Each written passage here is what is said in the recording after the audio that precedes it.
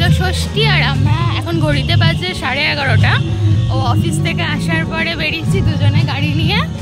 তো পাড়ার কটা ঠাকুর দেখবো, দেখে বাড়ি চলে যাব, কারণ কালকে তোর আবার অফিস রয়েছে।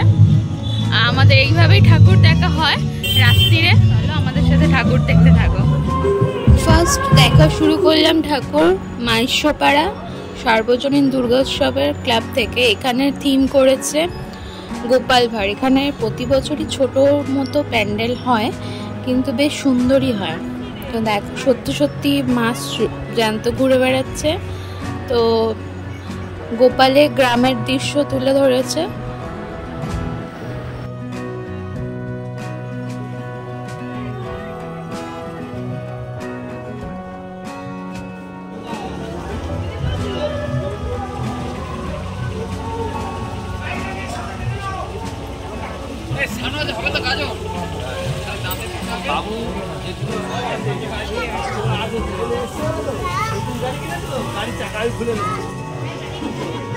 এবার দ্বিতীয় ঠাকুর দেখতে গেছি বিবেকানন্দ ক্লাব গয়েরপুরে।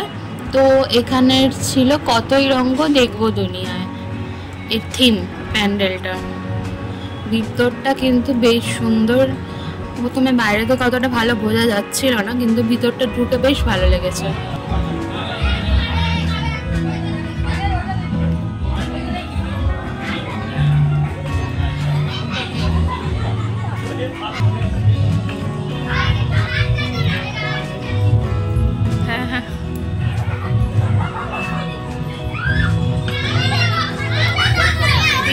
ছিল হীরক রাজার দেশের যে রাজসভা ছিল, সেই রাজা রাজসভা করেছে।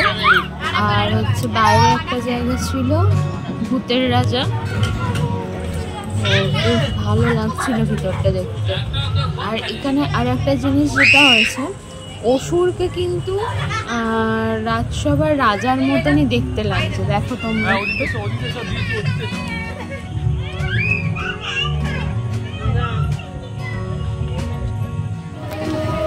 নেক্সট প্যান্ডেলে গেছি গয়েরপুর মিলন সমিতি ক্লাব। এখানের থিম ছিল রাজস্থান। তো বেশ ভালো লাগছিল দেখতে, ভিতরটা বাইরেটা দুটোই।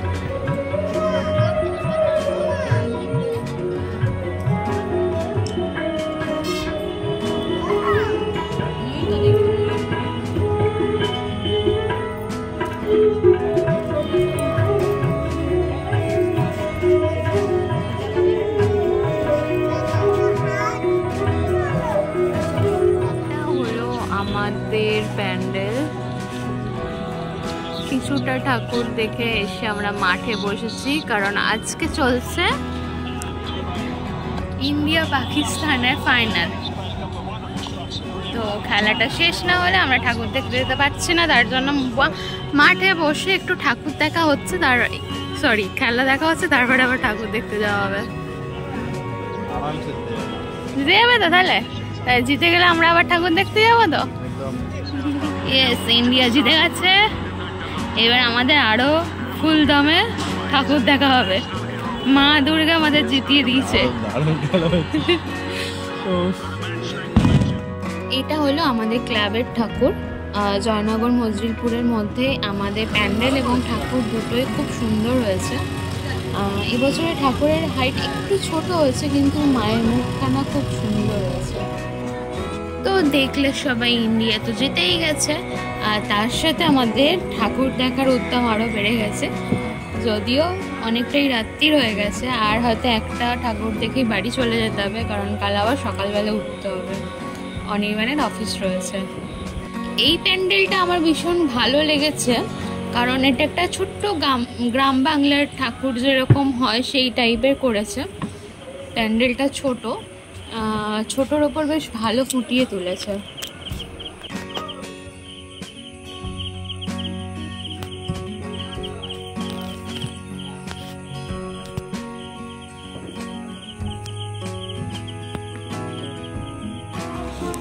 আমাদের দুজনেরই না ভিড়ে ঠাকুর দেখতে একদমই ভালো লাগে না। আমরা প্রতি বছর এরকম রাত্রিবেলায় বেরোই, আর দুজনে বাইক নিয়ে বেরোই, সব ঠাকুর দেখা হয়ে যায় ফাঁকায় ফাঁকায়। এই ভিড়ের মধ্যে লাইন দিয়ে ঠাকুর দেখতে আমার তো একদমই ভালো লাগে না। তো তোমরা কে কে আমার মতো এরকম রয়েছে কমেন্টে কিন্তু জানিও।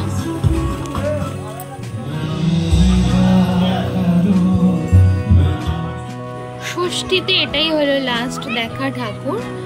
এখন প্রায় বাজে 1টা ঘড়িতে, তো তার জন্য আর দেখবো না, চলে যাব আবার কালকে অনির্বাণ অফিস থেকে ফেরার পর আবার রাত্রিবেলা বেরোবার প্ল্যান আছে।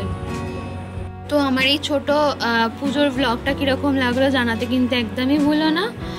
আর ভালো লাগলে একটা লাইক করো, চ্যানেলে নতুন হলে সাবস্ক্রাইব করতে ভুলো না। তো দেখা হবে আবার নতুন কোনো ভিডিওতে। আজকের মতো টাটা।